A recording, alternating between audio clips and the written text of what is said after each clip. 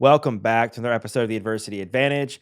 I'm your host, Doug Bopst, and today's guest, and making her second appearance on the podcast, is my friend Mallory Ervin. Mallory is a Kentucky-grown Nashville living dreamer who had a roundabout way of arriving at where she is today. From her time in the Miss America pageant to being a three-time contestant on The Amazing Race, Mallory turned her passion for sharing her love of fashion, beauty, and life into a platform for impact. Today, she runs a global lifestyle brand that she founded in 2016, hosts the Living Fully podcast, and is the best-selling author of the books Living Fully, Dare to Step into Your Most Vibrant Life, and All In, a vision for living fully every day. Mallory encourages and inspires her dedicated following to seek joy and live fully. Today on the podcast, we discuss being attached to achievement and how to remain optimistic when you fall short of your goals. Mallory and I also chat about common misconceptions about manifestation, how to manifest what you want in life, and what you can do if you're feeling overwhelmed in your life. We also get into how to survive the roller coaster ride of parenting, how to navigate difficult times as a couple, and so much more. So let's get this conversation going and welcome Mallory Ervin back to the Adversity Advantage podcast. Mallory Ervin, welcome back to the podcast. Yeah, I'm so excited. It's such an honor when somebody asks you on 2 times. It means you weren't so bad the first time.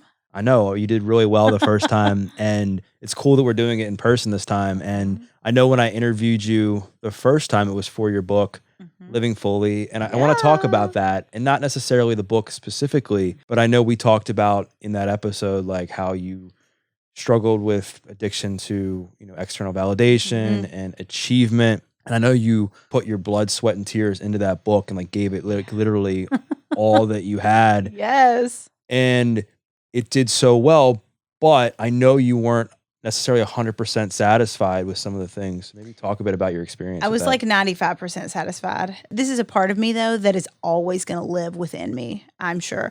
So, if you read Living Fully, like I have been attached to achievement like it was another arm. It was something that was really part of my life growing up, and it was something that I think led to my spiral that I write about in Living Fully. And so it's funny because just like with like addiction or any type of thing that we've talked about before, I think it like rears its head in your life again and again.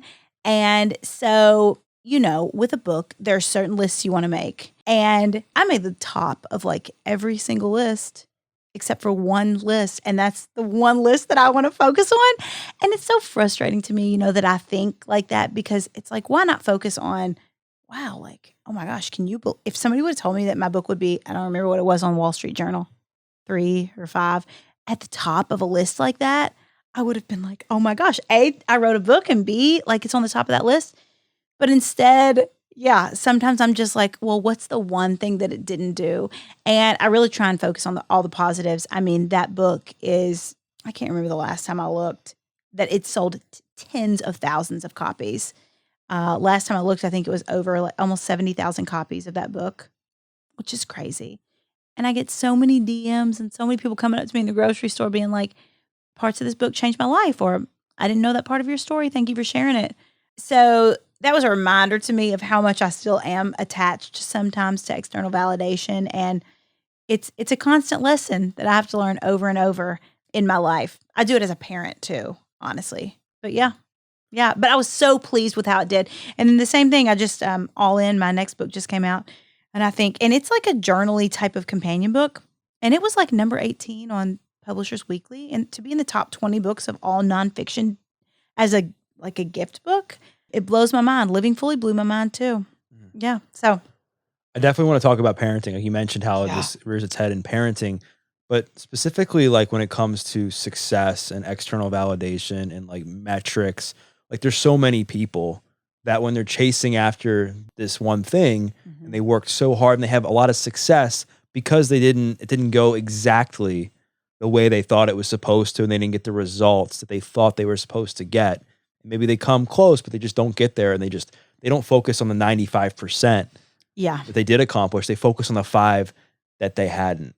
Like through your own experience with dealing with what you just talked about, like what's your advice to somebody that has put in so much work and effort into something, but they didn't necessarily get the validation or achievement that they thought they deserved to get? I think that, until I was 20 something years old, I'd never lost anything. I was valedictorian in my class. I was like a little star in our hometown. I was every single thing I ever did, I'd won. And the times in my life when I feel a little bit short, A, we're on really big stages, and B, we're like barely falling short. So it still was pretty good. I mean, I'd never done a pageant really in my life. And then I was runner up in Miss America. No, I wasn't Miss America, but I was runner up. It was almost there. Same thing with Amazing Race. Different seasons, I did different levels that we made it to, but we lost the Amazing Race by like a minute and 30 seconds.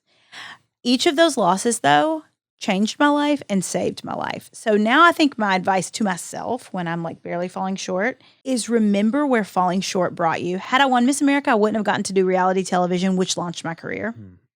Had I won the first Amazing Race, I wouldn't have gotten to do the second one. Had I won the second Amazing Race, I wouldn't have got to do the third one.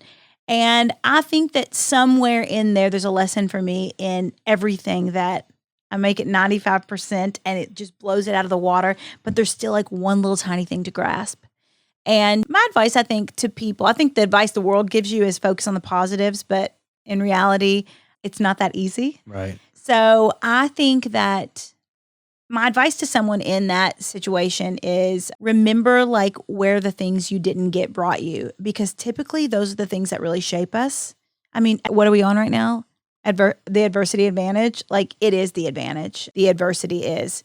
And if you win everything, it's just like, that's kind of boring too. So my advice would be to remember where those times have brought you, because I guarantee you there's a story in their own back pocket. And then, like I said, as much as I don't want to say the cliche, it's try and focus on that positive impact, but it's easier said than done, for sure. Yeah, it's easier said than done. And I want to talk about parenting, and like I said, and how that relates to external validation and how you're raising these kids in a world where so many people struggle with perfection, uncertainty, external validation. I want to talk about manifestation. Yeah.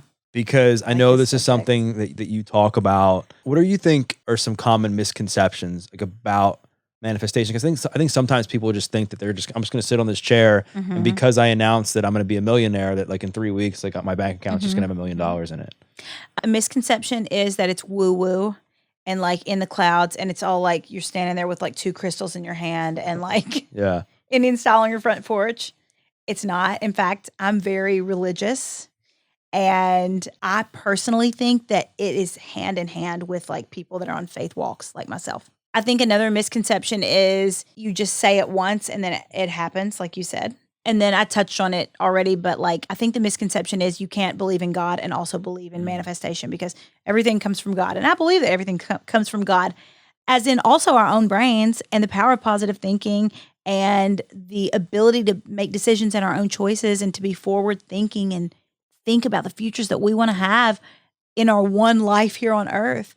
I think that there is nothing more spiritual than that, in my opinion. And when I'm doing a vision board or I'm putting something out there and I'm saying, I want to bring this thing into my life, am I saying like I am the end all be all? I'm the only person that can bring this into my world? No, I'm saying I value the life that I've been given. I think everybody's life is a miracle. I value the life that I've been given, and I'm going to squeeze every dang last drop out of it. And I'm going to really think about what I want in my future, and I'm going to get it. I think that a lot of people write off a lot of things as like woo-woo or too out there for them, but they are kind of curious in the back of their mind. And to those people, or to people who haven't believed in or really thought about like visualization, you are leaving free magic on the table. There is something so unbelievably powerful. Doug, I already told you, like my house is a mile away from where we are right now. And like, I wish you could come over and come into my attic, which you can before you leave town this week, and look at my vision boards and see the exact nature of which some of these things come true. It's really wild. And I really wish that the people that have misconceptions about it would just give it a try and not just like say, okay, I'm going to slap this on a vision board and write it off, but actually believe like, hey, I don't know if this can happen, but maybe it can happen, because it's really powerful. I wrote a lot about that in my new book because I just think that it's something that people aren't tapping into enough. So when it comes to manifestation, visualization, we talked about adversity, bringing those two together, because I think a lot of times when they're looking to manifest something or change something or visualize something, it's during times when they're in despair, during times when they're struggling. And I think sometimes that can become hard because what they want in life is so different from reality of where Yeah. they are in that current moment. Like, what advice do you have for somebody who's just in the thick of it right now and they want a better life? They want to Yeah. manifest. Like, how can somebody begin to take those steps towards creating a better future for themselves? That's a great question. And I remember Gabby Bernstein, who I'm also friends with and I just love. I think she's a real light in this space.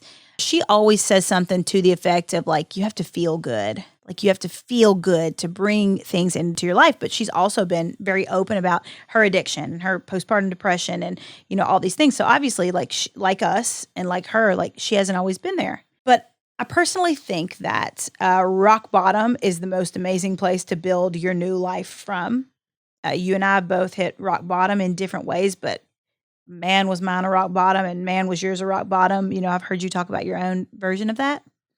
And I think that there's power in being in the thick of it because it really shows you loud and clear how you don't want to live your life. And sometimes in like weeding out what you don't want, you can see really clearly what you do want.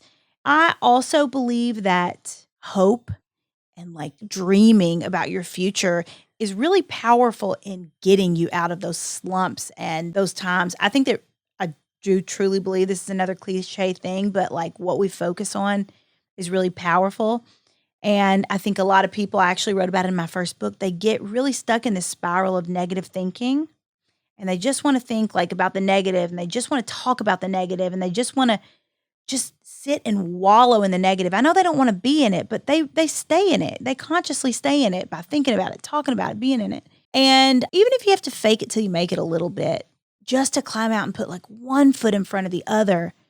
And even if it's just a few minutes a day, just trying to like find hope in what the future could be or trying to think of the positive things in your life. Maybe you're overwhelmed by 90 negative things, but you have 10 positive things, like just shifting it a little bit.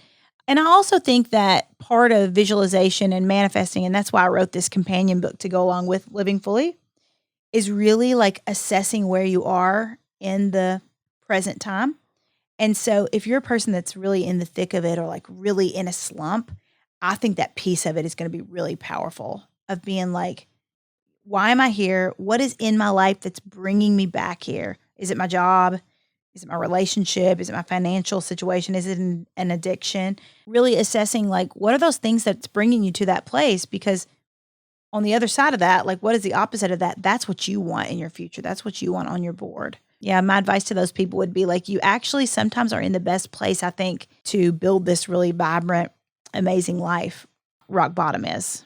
Pain's like the ultimate lever, right? Like pain, you can kind of press down on it to really give yourself some acceleration in your life, right? And you can really use it as a mechanism to move forward and make a transformation. Yes.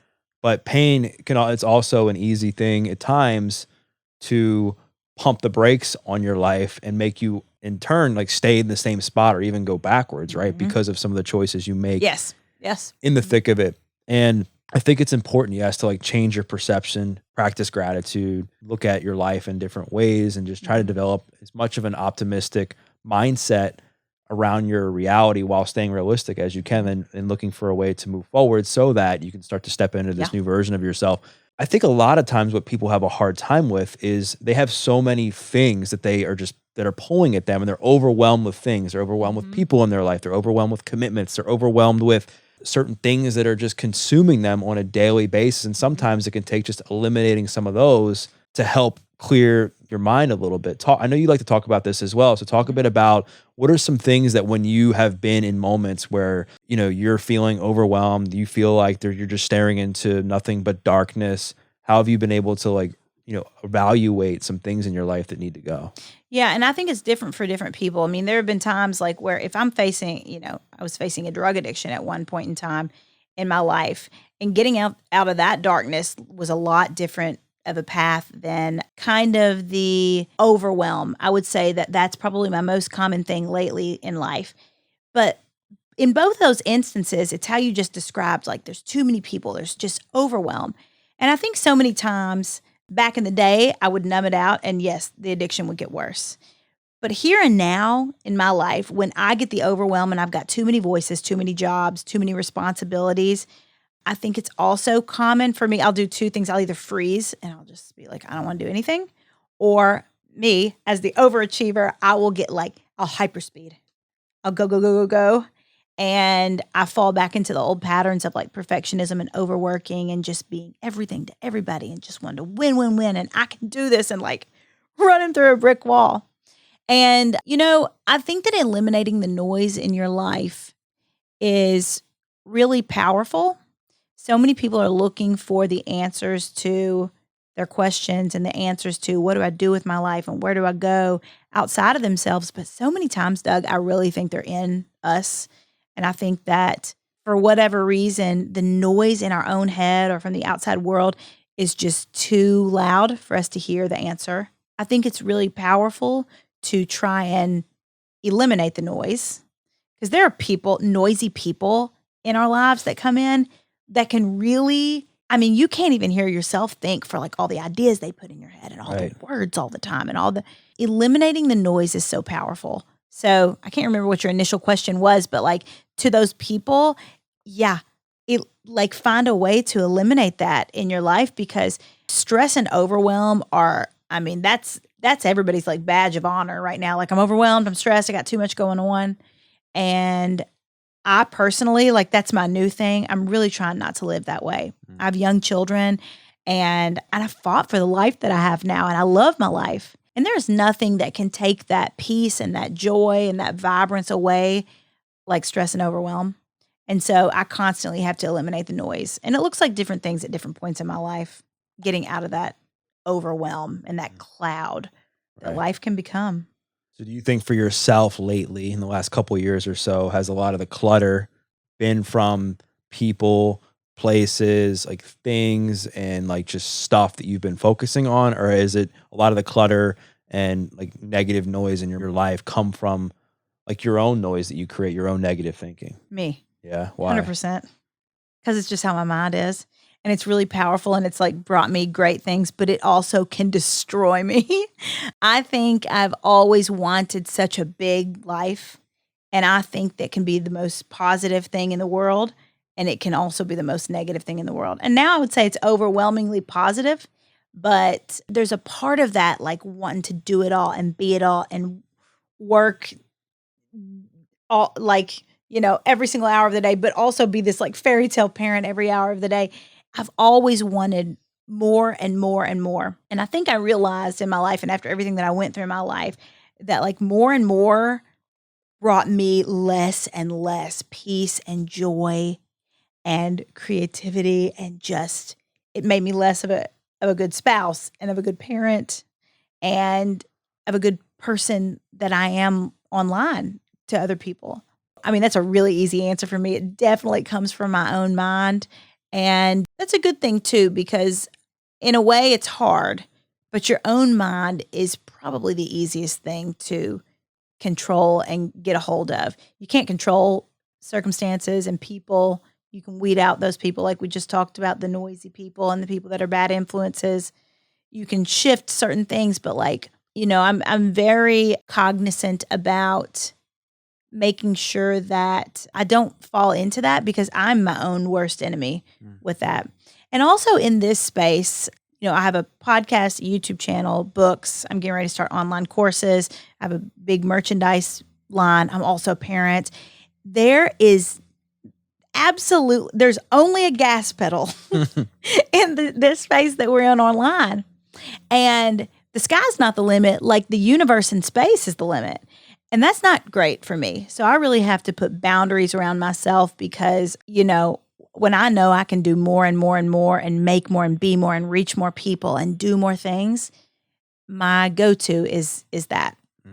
And that is the thing that drove me into the ground and had me spiraling out of control with prescription pill addictions before. And I will not lose my life in a different way to it again. Thanks for sharing that and being open about it. And I do think that like in many ways we still, even though we have that thing that bothers us, you said you're not obviously using pills to mask that pain. I'm sure in some ways you have to deal with it now. Like how does that rear its head like in your marriage or in your relationship with your kids? Like how does this all come up? Well, I think too, like when you're a person that is a former addict or alcoholic or addicted to any kind of process of anything, you lose your numbing agent and you used it for so long.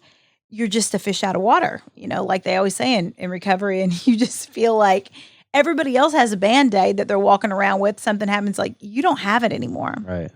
So I think that for the last, 9, I've been in sobriety for, it's March.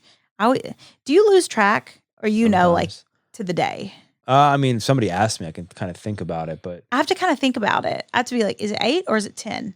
So it's 9-ish. Yeah, I think that without those things that I used to use to, numb the pain of, I don't usually use the word pain, but like overwhelm feels like pain to me. Of all the things, overwhelm is the thing that feels like it closes in on my life the most. And it's the one that I have to watch because it just rears up over and over again for me. I feel really pretty good about it right now. But for me, I don't have a numbing agent, but I do have a spouse who is really excellent at bringing me back to my center. And that is an unbelievably incredible gift.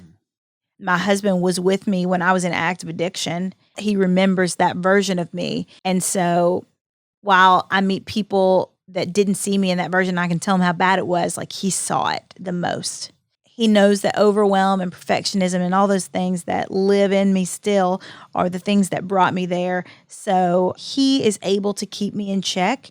And he's also, I have like these weird triggers. Like I'm such a go, go, go person that like I have weird triggers about like naps. I cannot be tired. I do not need sleep. I'll sleep when I'm dead. And I just can't be that way. I mean, I had a newborn baby and like moved 10 days later, and I'm like, okay, let's reorganize the drawers and I had a C-section. Like, I am just a person that can just get crazy with stuff like that. And he is like, just go rest. Nobody cares if you take a nap. And I'm like, well, I care. This comes from me. I'm really grateful to have him that brings me back to center. And if I'm doing too much or like spending less time doing the things that he knows bring me joy, he really helps with that. I also have the things outside of me, whether a lot of people still love the recovery rooms. I have an amazing therapist that's been with me for 9 years. I have all the tools that I know I can use when I would usually use other things. 9 or however many years ago it was that I used to use. Yeah. So, but yeah, that's one thing that I'm really grateful for. You said something that I think a lot of people struggle with, and that is like people when they're struggling with perfectionism or they're struggling with addictive tendencies or they're triggered or there's something going on where they're having a hard time and they struggle with like how do they get support from their partner? How do they get support from their spouse? Like what kind of things can they communicate to their spouse to help them when they're in like a time of distress, so that way they're not only they're taking ownership of like where they're at, but they're also like communicating with like what they need in that moment. It doesn't create more tension. What are some of the conversations like between you and Kyle? Like what does he say to you when you're going through times like this? What are some of the things that you feel like you need the most when you're having a hard time? Like some of the hard times that you've described. Well, I would say like the first part of the question with first off, I think you have to marry and like date the right person. I think that 20-something-year-old, 30-something-year-old, however old somebody maybe is listening to this that's single, like sometimes people just want it so bad. Like they want to be in the relationship, but they don't get in the right relationship.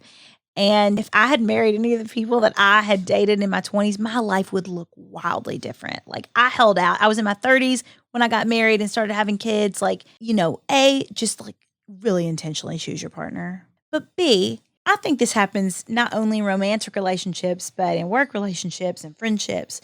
A lot of people hold a lot in and they hold it in and it's just like this little tiny bump under the rug. They push something under the rug and then they like push it under the rug again and they push it under the rug again. And by the time it's a huge mountain in the middle of your living room, you are angry. You're saying things that you don't mean that partner or whoever it is won't forget.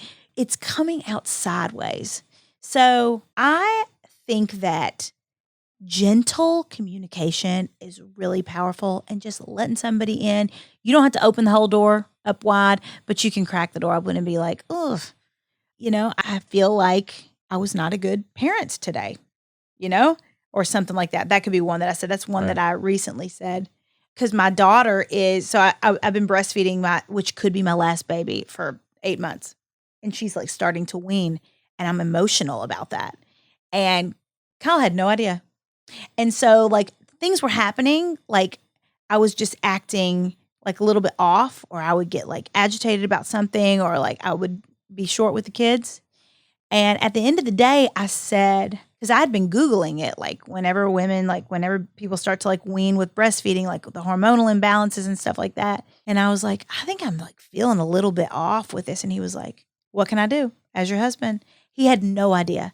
Like, he's just looking at what's coming out sideways. He has no clue. And so I cracked that door open, and the first thing that he said was, like, I'm sorry, I didn't know you're feeling that way. What can I do as your husband? And that is such a gift to have a person that's like that. And he doesn't just say it, he really means it. But had I held my breath and just, been short with the people around me, or been sad and kept it to myself and just, like, kind of, it would have looked a lot different. So I think my advice to people is just crack the door open just a little bit, and just, I think a lot of people are prideful and they don't want to say I'm feeling sad or I'm feeling down. Or a lot of people have a hypersensitive partner that's like, well, is it something I did? And my husband does not do that. I think that if you have a person that is prone to think it's always something that they did, that's their own work that they probably need to do. But you can be specific instead of just saying, like, I'm feeling sad, or I'm feeling low, or I'm feeling anxious. You can just say, you can almost explain, like I did last night. I was like, I'm just feeling sad about, and I stated the situation. So that wasn't even it wouldn't have been Kyle's first thought anyways, but it wasn't his first thought of, is it me? Right. But I also think that human beings they're so funny, because so many times all it takes is a small connection and minimal communication to fix a problem. And I don't know why we spend so much time, like, holding our breath and hiding things from people and being prideful, because communication and just a little bit of sharing what's really going on is really powerful in life, in relationships, with other people. I really think that we're meant to live in that kind of connection, personally. Yeah. Yeah, I guess so. What I'm hearing you say is that you're super blessed and fortunate to have a partner that can kind of not necessarily read you, but be able to communicate with you in a way that you feel heard, you feel like loved, you feel like understood, and that he's able to, because he knows that it's not necessarily about him, he's able to just make it more about, like, what can I do to help you? Like, okay, we're going to get through this together as a couple. And then if people are with somebody that maybe isn't that secure with themselves, right? They're maybe not that emotionally mature.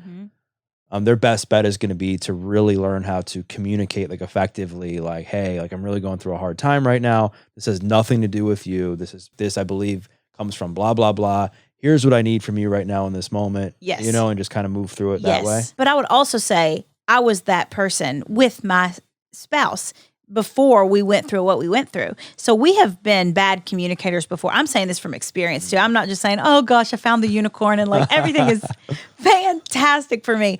Kyle and I went to years of couples therapy. I went to 6 months of rehab. Kyle has had his own journey as well with things. I believe in the power of the help that is out there.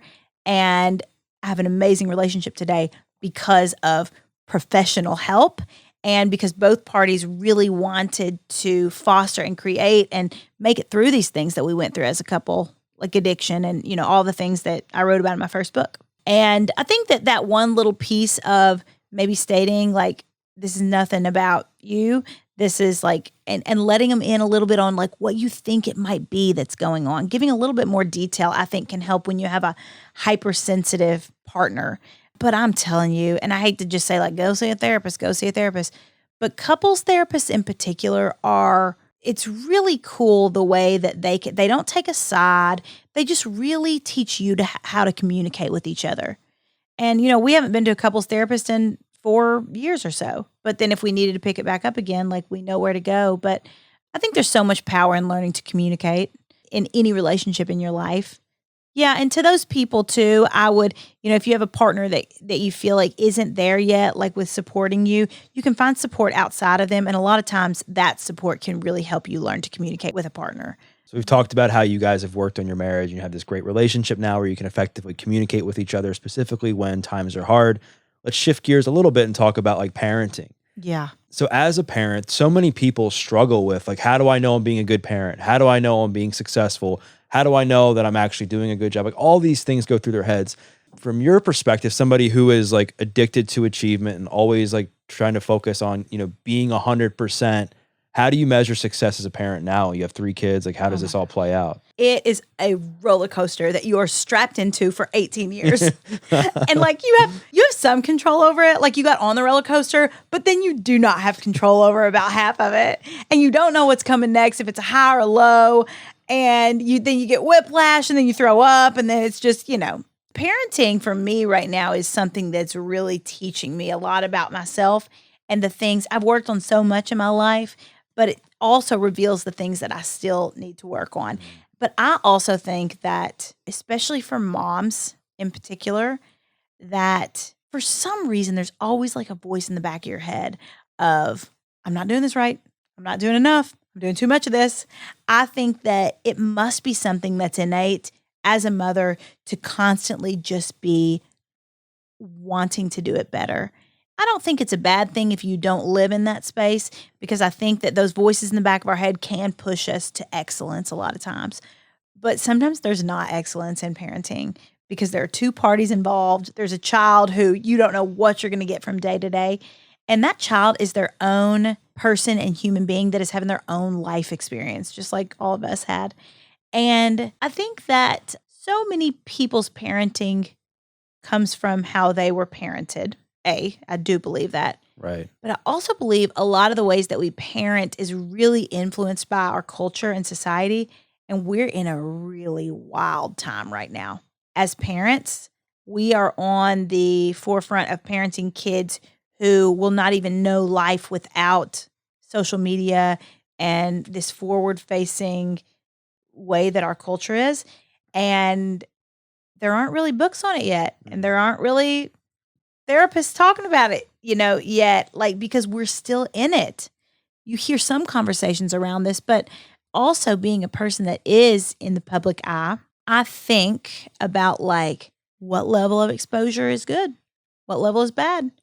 I can't push the fast forward button. So I'm just in it and I'm just doing it and I'm doing the thing that I think is the best, just like my parents did, just like I'm sure your parents did. I hope the decisions we're making are the best. I'll tell you who is the best parent in the entire world is Kyle. Kyle is a really great parent. Now, he loses his mind sometimes on him, and I'm like, get out of the house. Like, take a walk around, because he's with them a lot. Like, he's a big part of their parenting. And he's really good, and I think a lot of men are at being like, they're good.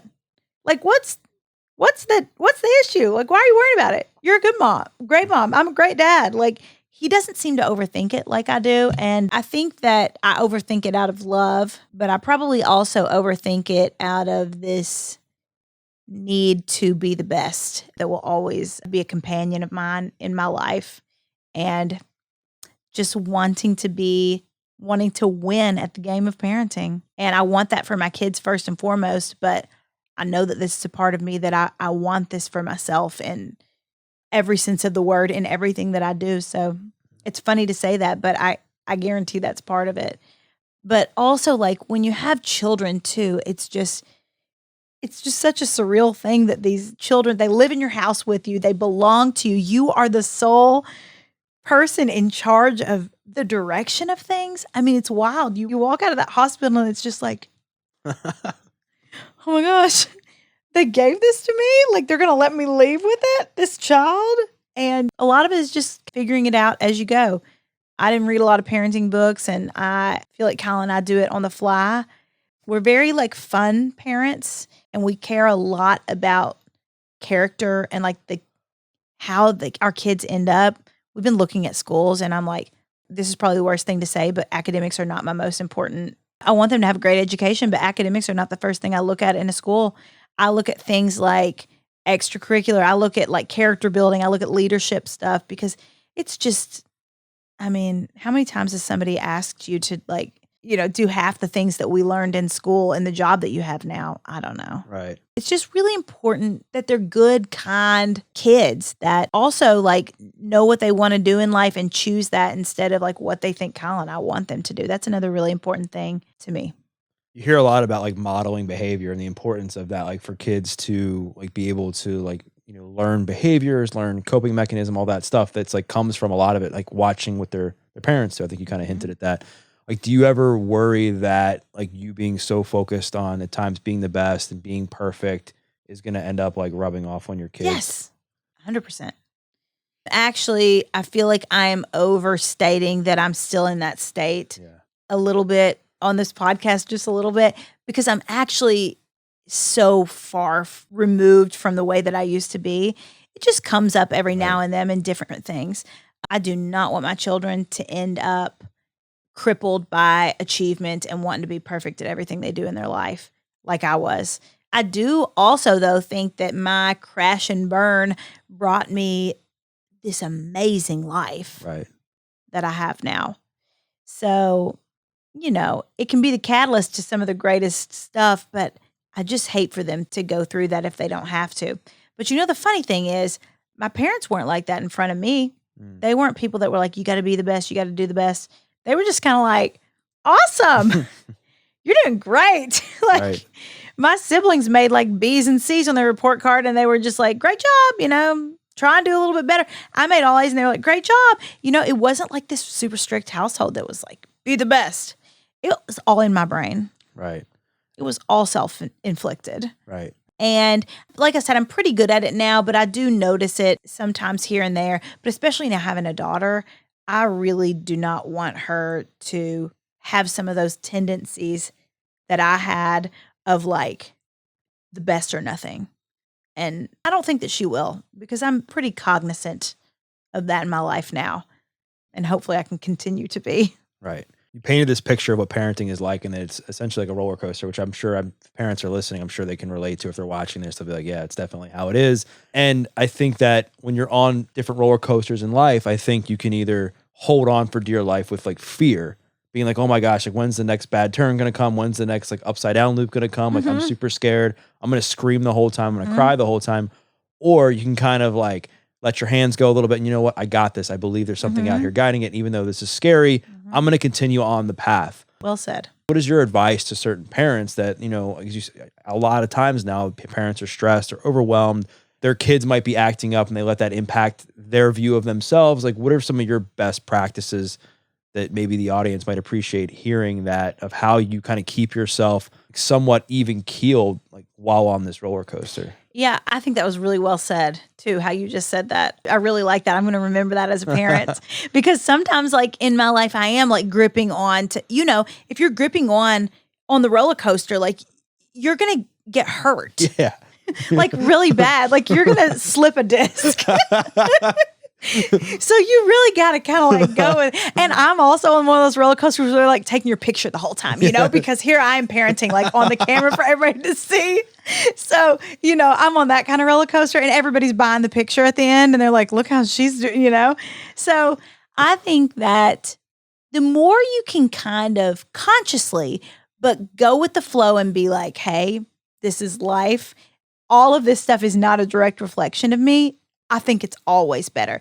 Now, I don't think you should be so loosey-goosey that you're like, yeah, whatever happens, happens, because I do think that you have to have an intentional hand in parenting kids. And I see it with my kids because we're really like fun, go with the flow. We live, in my life right now, like we live really happy lives that have a lot of joy in them.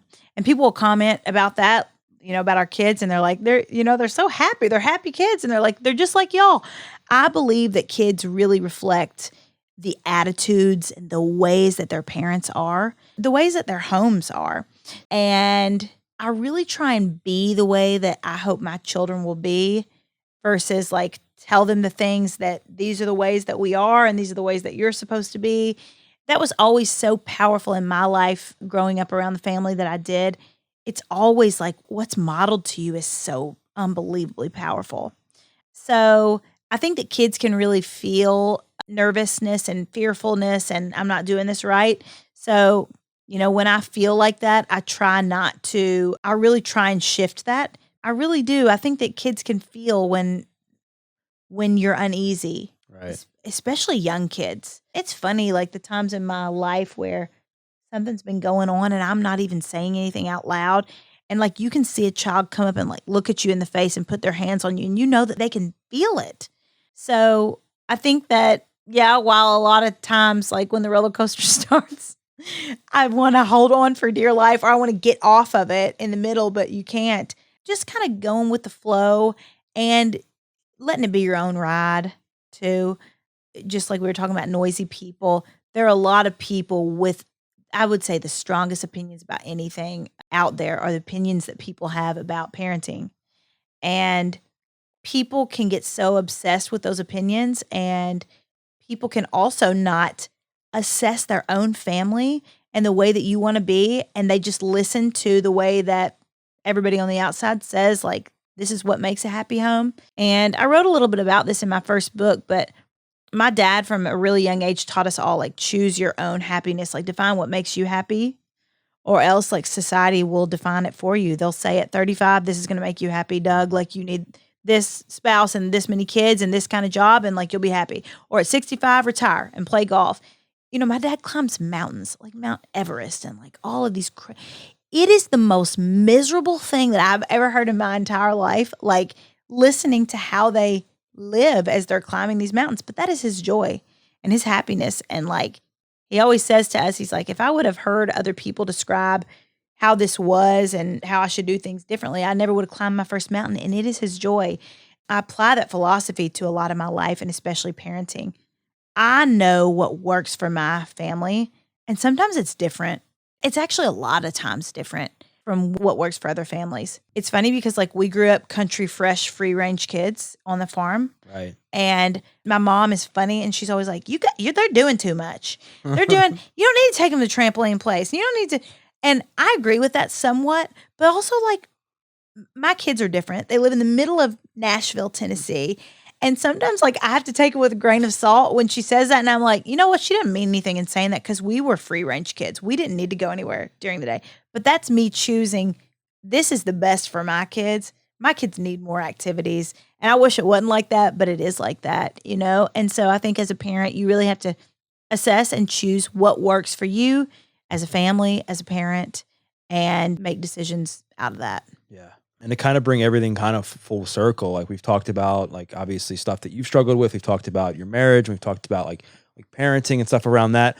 I know one of the things that you're really passionate about is legacy. Mm-hmm. Like, how does like you thinking about legacy, how does you and Kyle thinking about y'all's legacy, like how does that help impact decisions? How does that help you not necessarily sweat the small stuff when it happens and just continue to be focused on the bigger picture? Bigger picture is always like going to get you where you want to go. I mean, I feel like if I'm ever in a state of anxiety or overwhelm, I can zoom out to the bigger picture, even if it's like a 3 to 5 year, and it just alleviates so much of that pressure of that hyper-focused way that we all get. And legacy is the biggest picture that you can think of. And I also I was raised in a family who was obsessed with passing down our family story, passing down, these are the things that matter to us. These are the things that we do. These are the things that we went through. And so I think that a lot of that was inherited. But then in my own life, you know, I think the first step that I took in creating my own legacy was going to treatment and spending 6 months away in a treatment facility. If you had told me that when I was standing on the Miss America stage like a few years before that, or doing all of these things, these shiny, big, pretty things, that like this is where you're going to end up, that was such a big pill for me to swallow. But I also thought about my life and like the way I wanted to be remembered and the way that I wanted it to be like at the end of it. And I was like, this is a legacy decision right here. I'm not going to live like this anymore.